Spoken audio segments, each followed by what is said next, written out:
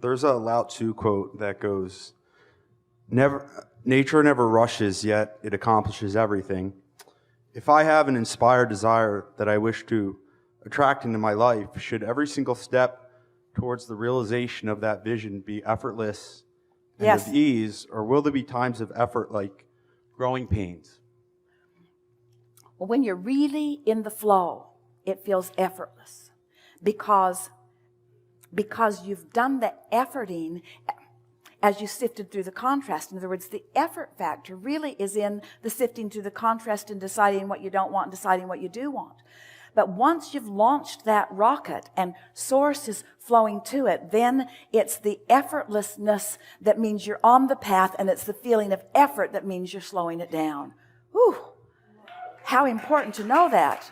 So if I feel any kind of struggle, just stop and be still until that positive momentum builds, and then carry it like a flow. Because think about it. It's a wonderful question, and it's a perfect place here. So let's say you've launched a rocket of desire. You're on the path of it. And the momentum is beginning, and you can feel it. And there's no resistance, and so you can feel it stronger and stronger and stronger.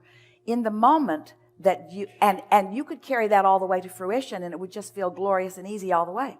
But let's say somewhere along the line, you get too heady about it. Doesn't matter how it gets there, but you've introduced some resistance to it. Too much thinking. Too much thinking, usually.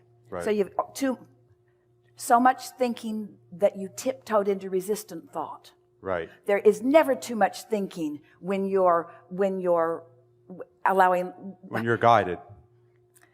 Well said. But when it's inspired. But when, right. So you're moving along.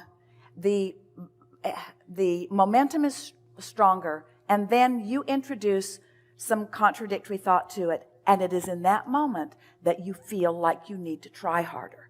And that feeling is because, and a lot of people have grown accustomed to this, you try to compensate for the lack of alignment with effort, with words, with action.